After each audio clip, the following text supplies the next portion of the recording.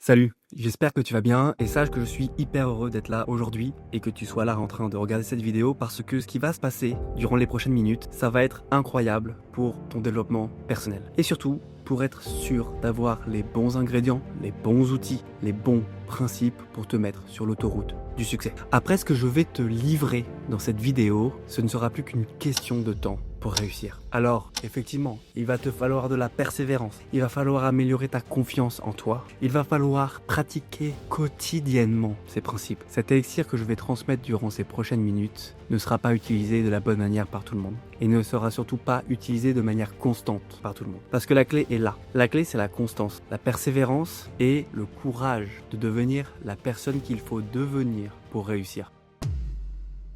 Je vais quand même sortir mon petit carnet, puisque mes notes sont là-dedans. Si je l'ouvre pas du bon côté, ça va pas marcher. Voilà, le petit carnet dans lequel je prends des notes, qui est une habitude très importante à prendre, d'ailleurs, que j'arrive pas à bien tenir personnellement, qui en 2026 va devoir être tenue si je veux continuer à devenir la personne que je dois devenir pour être sûr de réussir, même si je sais que tout est en train de se réaliser, enfin après des années de travail, mais tout arrive à point à qui sait t'attendre. Donc la première chose dont j'ai envie de te parler, c'est le triptyque de l'amélioration de soi. Disons que avant de pouvoir imaginer, pouvoir toucher du doigt une quelconque réussite, il faut devenir une personne qui est capable de toucher du bout du doigt cette réussite. Aujourd'hui, si tu n'as pas encore réussi, et c'est peut-être difficile à entendre, mais c'est une vérité qu'il faut savoir entendre, c'est que tu n'es pas encore cette personne-là. Et il n'y a rien de plus simple, mais il va falloir devenir une autre personne. Et donc pour devenir cette autre personne, il va falloir travailler trois choses. En premier lieu, il va falloir travailler ta conscience, puis travailler ton corps, puis travailler ton esprit. De manière très concise, parce que le but c'est pas de te prendre trop de temps et il faudra forcément que tu plonges dans tout ce que je vais te dire, que tu fasses tes recherches personnelles, que tu utilises internet si besoin, les livres et même juste ta propre personne.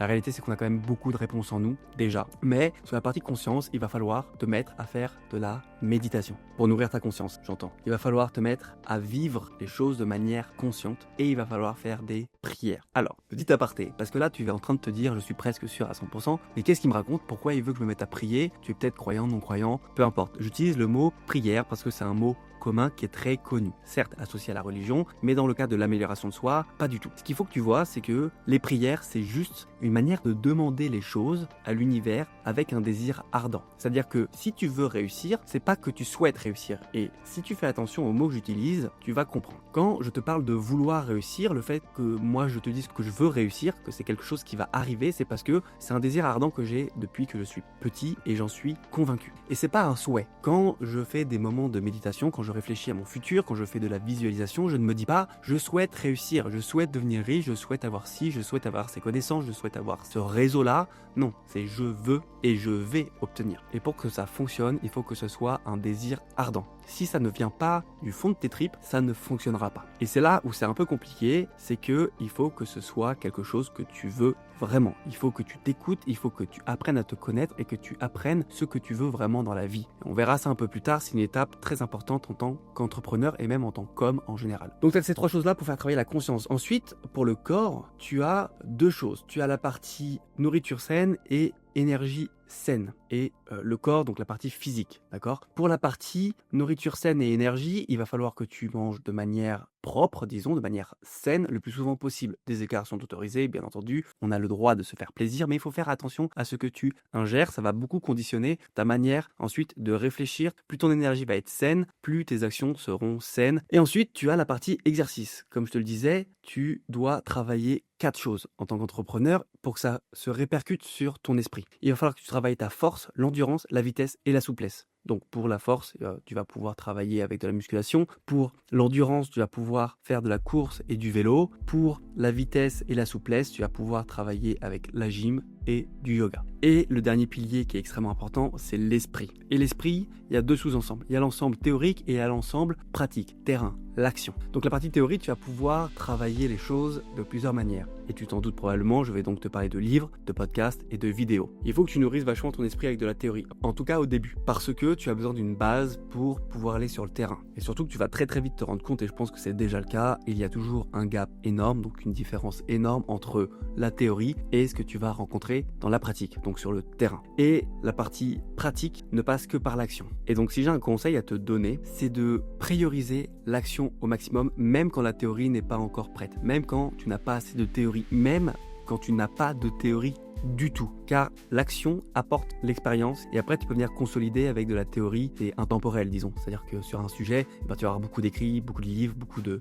ressources qui vont pas trop avoir changé entre le moment où la discipline a été créée, où le marché a été créé et l'heure actuelle. Donc l'action à fond, et je conseille d'être dans l'action un maximum jusqu'à nos 40 ans. L'âge d'or d'un homme, c'est 40 ans. C'est-à-dire que tu as entre 30 et 40 ans d'absorption de théorie avant de devenir une réelle machine de guerre. L'homme devient mûr à partir de ces âges-là. Donc entraîne-toi à fond jusqu'à ces âges-là et échoue un maximum jusqu'à ces âges-là. Que tu sois entrepreneur ou salarié, avec des projets à côté, même si je sais que ça peut être compliqué, j'ai été dans ce cas-là, mais si vraiment tu es motivé et que tu sais ce que tu veux, on revient un peu à la question du début, alors tu dois être capable de faire des choses à côté de ton travail si tu es salarié, ou même faire plusieurs business à la fois pour itérer un maximum et échouer un maximum. Plus tu vas avoir d'échecs, plus tu as de chances de réussir. Si je te disais aujourd'hui que tu es plus qu'à 30 échecs de ta réussite pour cette vie-là, pour ton existence, tu penses que tu feras en sorte d'échouer à quelle vitesse? Médite là-dessus et sache que en moyenne, les gens échouent 20 fois avant d'avoir leur première réussite. Donc échoue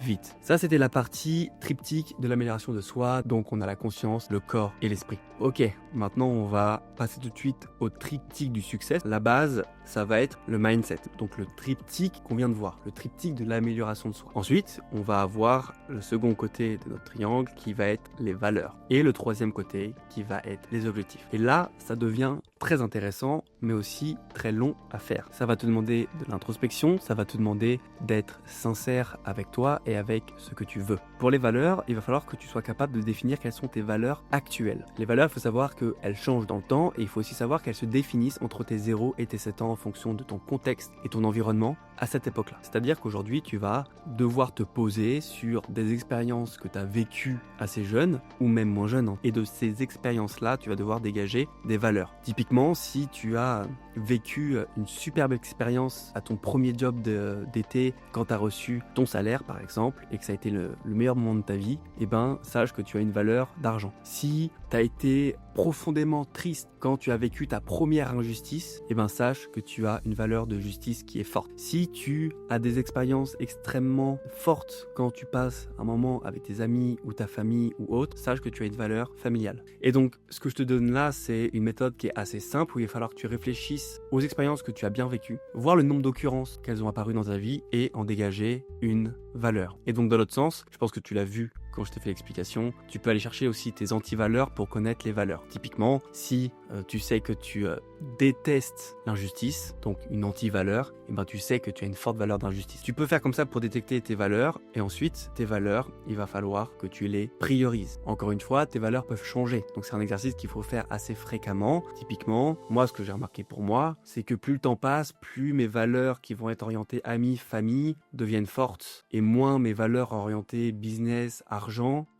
sont prononcées. Donc et forcément, les valeurs qui sont fortes aujourd'hui deviennent de moins en moins prononcées comme mes valeurs autour de l'argent, autour de l'innovation, etc. Et donc j'en profite, ce sera pareil pour objectif. Je me fais une petite auto-promo au passage. J'ai créé 2 méthodes pour aller chercher ses valeurs et aller chercher ses objectifs. Donc la méthode CVAP pour les valeurs et la méthode RDO pour les objectifs. Ce sont 2 méthodes que j'ai créées qui fonctionnent pour moi et qui sont issues de beaucoup de lectures. Donc je te les proposerai en description si jamais ça t'intéresse. N'hésite pas si tu veux aller plus vite dans ce développement. En tout cas là à l'oral, je te donne les clés pour que tu puisses aller chercher tes valeurs, puis tes objectifs. On va en parler juste après. Ok, donc une fois que tu as tes valeurs, il va falloir aller chercher tes objectifs. Tes objectifs, tu vas pouvoir réfléchir de la manière suivante. Déjà, il faut savoir que des objectifs très long terme ne servent à rien. On a certainement déjà beaucoup dit qu'il faut prévoir loin, très loin, avoir une vision très long terme. Pour avoir une vision très long terme, ce qu'il faut juste faire, c'est connaître ta direction et connaître ton anti-direction, c'est-à-dire ta vision et ton anti-vision, ce que tu ne veux pas et ce que tu veux. À partir du moment où tu as ça, tu arrêtes d'y penser, parce que si tu l'as bien clarifié, ça restera à vie dans ta tête. Tu peux l'écrire sur un bout de papier si jamais tu veux être sûr de l'avoir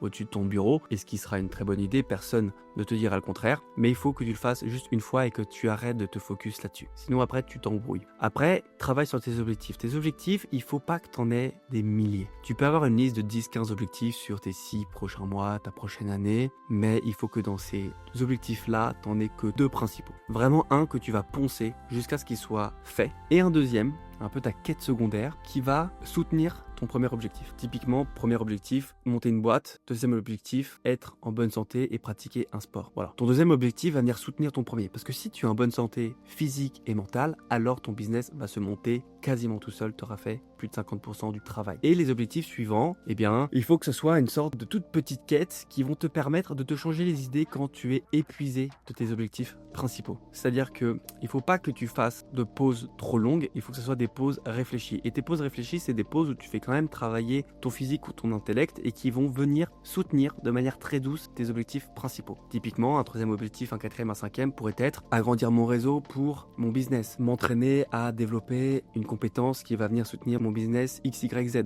Bon, je pense que là, tu as l'idée. Maintenant, tu vas peut-être me dire, Vincent, comment je fais pour savoir quel est l'objectif qui est le plus important pour moi? Tu prends ta feuille, tu prends un stylo et tu te poses le temps qu'il faut pour dégager tous les objectifs que tu as en tête. Et de cette liste-là, pour commencer la priorisation, tu vas pouvoir te poser une question qui sera toujours la même pour déceler ton objectif numéro 1. Cette question est la suivante. Si je pouvais réaliser un objectif tout de suite maintenant, lequel changerait du tout au tout ma vie? L'objectif qui répond à cette question devient ta priorité numéro 1. Bon, maintenant que ça c'est dit, c'est super, mais il reste une dernière étape si tu veux compléter ce triangle du succès. Il faut que tu sois capable et que tu vérifies que tes objectifs soient alignés avec tes valeurs. Donc ça veut dire que dans chaque objectif, il va falloir que tu retrouves au moins une valeur que tu as. Et le mieux, c'est que ce soit l'une ou les valeurs qui sont les plus fortes pour toi, les plus importantes au moment où tu fais ça. Encore une fois, cet exercice sera à reproduire quasiment une fois par an. En tout cas, moi, c'est ce que je fais. Et avant de passer à la partie finale de cette vidéo, sache que j'ai fait un système que j'utilise et que je reprends une fois par an,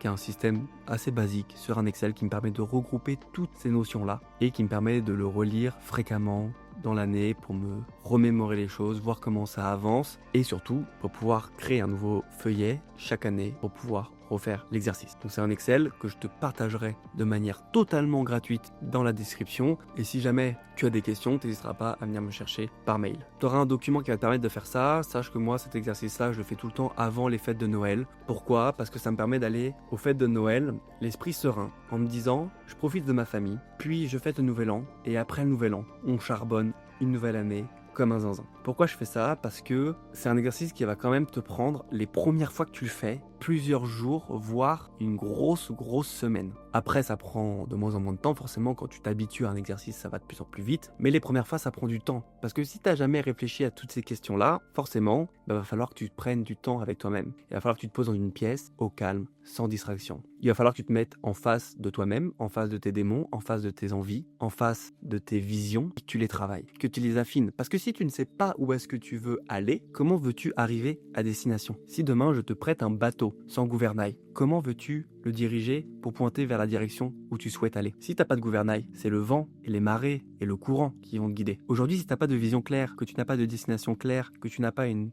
connaissance de ce que tu veux, alors c'est la société, ton entourage, tes amis qui te feront faire ce que tu veux. Et tu pourras en vouloir à personne. Et ça sera pas la faute de l'État, ce sera pas la faute d'un tel ou d'un tel. Ce n'est que de ta faute puisque tu n'auras pas pris le temps de savoir ce que tu veux, toi, profondément. J'aimerais te parler d'une dernière chose qui n'est pas vraiment un triptyque cette fois-ci, mais c'est 5 étapes qui, si tu les suis, te permettront d'avoir 5 coups d'avance sur tout le monde. Et ça découle un petit peu quand même de ce que j'ai pu te dire avant. Donc, les 5 étapes dont je veux te parler, j'ai appelé ça les étapes pour jouer comme un maître. Donc pas un maître d'échecs, mais c'est un maître dans le jeu de la vie, avec la capacité d'anticiper, de prévoir les conséquences et de savoir comment y répondre quand les cas 1, 2, 3 ou 4 arrivent. Parce que tu auras anticipé. Pour anticiper correctement, en tant qu'entrepreneur ou en tant qu'homme, il faut que tu aies ces 5 choses. En 1, il faut que tu clarifies qui tu es et ce que tu veux vraiment. En 2, il faut que tu affines ta stratégie business, que tu comprennes ce que tu veux faire, pourquoi tu veux le faire et pour qui tu veux le faire. En 3, il faut que tu te mettes à construire la bonne équipe et le bon système. Parce que seul on va plus vite, mais à plusieurs on va plus loin. Et tu seras forcément limité si tu te mets à travailler seul et tu vas t'épuiser. Donc trouver la bonne équipe, c'est trouver un bon associé ou des bons associés pour être capable de travailler sur ton business. Et ensuite, créer les bons systèmes, c'est trouver un moyen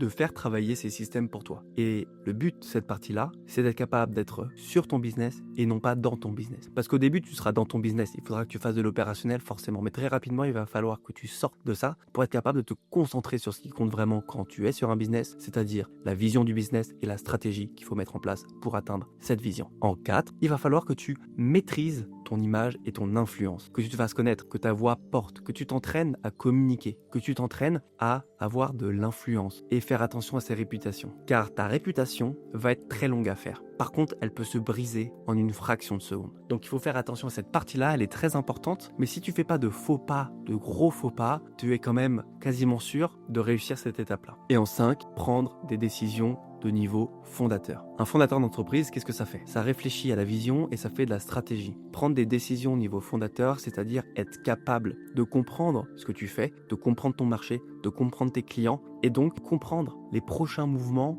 de tes concurrents. Avec ces 5 étapes, réalisées correctement les unes après les autres, tu es sûr d'avoir toujours 5 coups d'avance. Car la réalité est bien moins drôle que ça, c'est que une fois que tu auras fait ce travail-là, tu vas te connaître par cœur, tu vas te connaître très bien. 90% des gens n'ont même pas pris le temps de réfléchir à ces questions-là. Donc si toi tu le fais, tu auras une énorme longueur d'avance. Alors certes, une fois que tu l'auras fait, tu vas arriver dans un monde où les autres l'ont fait aussi. Donc tu vas rentrer en concurrence avec des gens qui ont travaillé ça. Moi, je te l'ai mis d'une certaine manière, avec un ordre précis, puisque c'est mon expérience, mes 12 ans d'entrepreneuriat que je t'ai mis là, dans cette vidéo. Il y en a qui ont fait ça d'une autre manière, qui ont d'autres hacks, qui ont peut-être vu d'autres principes que moi je n'ai pas encore vus. Mais tu vas tomber dans des eaux où les gens auront fait ce travail-là. Et donc, il faudra que tu pousses la réflexion toujours plus loin, que tu ailles chercher des compétences toujours plus précises, mais sans être expert d'un domaine en particulier. Parce que si tu veux être un très bon fondateur, il va falloir être bon un peu partout, mais pas expert d'un domaine. Alors, tu peux être expert d'un ou plusieurs marchés, mais il ne faut pas que tu sois très technicien. Plus tu vas être technicien, plus tu vas être bridé par la technique. Il faut être très généraliste si tu veux jouer comme un maître, tout simplement. Voilà, je t'ai transmis ce que je voulais te transmettre durant cette vidéo. Pour moi, ce sont des points clés pour ta réussite. C'est-à-dire que si tu mets en place tout ça quotidiennement, je peux te jurer que en 2030, tu seras une personne que tu n'imaginais même pas. Donc pour finir, je te mets en description les méthodes CVAP et RDO qui vont te permettre de trouver plus rapidement tes valeurs et tes objectifs et de les aligner si jamais tu veux aller plus vite. Sinon, ce que je t'ai dit à travers cette vidéo te suffira amplement pour réussir. Bon, et je te mets aussi le système que j'utilise pour regrouper toutes ces informations-là, pour avoir une vue claire sur où est-ce que tu vas, quels sont tes objectifs, quelles sont tes valeurs.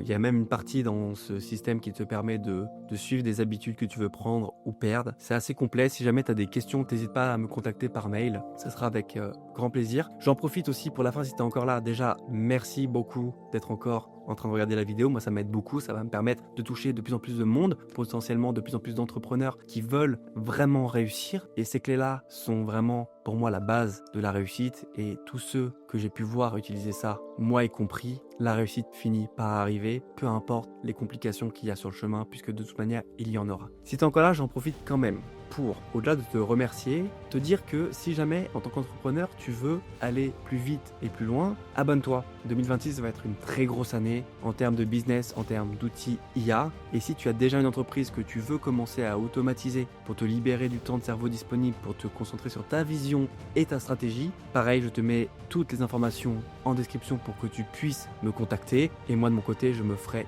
une joie de pouvoir te rencontrer de l'autre côté pour discuter de tout ça, qu'on se mette à travailler ensemble ou non. Moi, mon seul objectif, c'est vraiment d'être capable d'aider un maximum avec ce que j'ai appris et ce que je sais faire. Je te souhaite une agréable journée, prends soin de toi et surtout n'oublie pas, travaille sur ces principes, ça te permettra d'atteindre ta réussite bien plus vite que tu ne le penses. Ciao.